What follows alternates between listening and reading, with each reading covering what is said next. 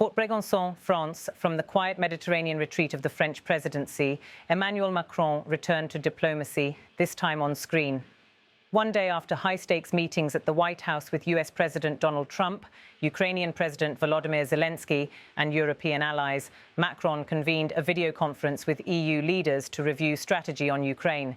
The call comes at a moment when Europe faces pressing questions: how to maintain unity in the face of a grinding war, how to support Kyiv without widening the conflict, and how to keep negotiations alive despite Russia's intensifying military campaign. Macron has cast himself as a bridge between Washington, Kyiv and Brussels, a role he has cultivated since the war's earliest days. After discussions in Washington, he emphasized the need for a strong Ukrainian military, unrestricted by outside powers, and the urgency of a diplomatic framework that involves not just the US and Russia, but also the European Union at the table. Today's video conference builds on that momentum.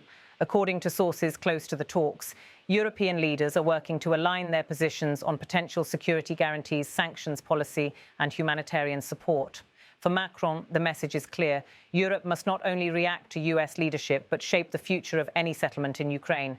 The symbolism of Macron's setting should not be overlooked. Fort Brégançon, the summer retreat of French presidents, has long been a place where leaders reflect and strategize.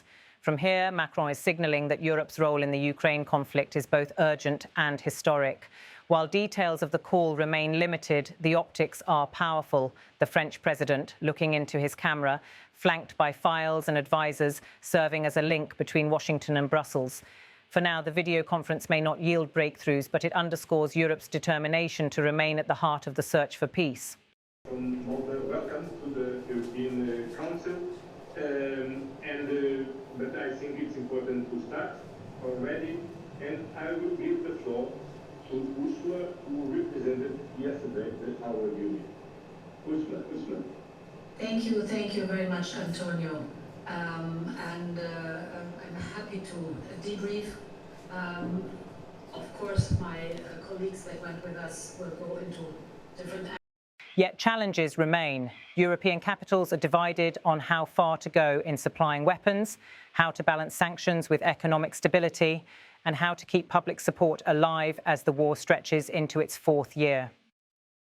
Macron, aware of these divisions, is pushing for coherence, arguing that without a united European voice, Ukraine's future and the credibility of the EU itself could be undermined. Observers note that his role is not without risk. By positioning France as both mediator and strategist, Macron must navigate criticism from those who say Europe follows too closely behind Washington, as well as skepticism from leaders who question whether Moscow will ever negotiate in good faith. Still, the French president's video conference sends a signal: Europe cannot sit back, it must act, and Macron intends to be the one guiding the conversation forward.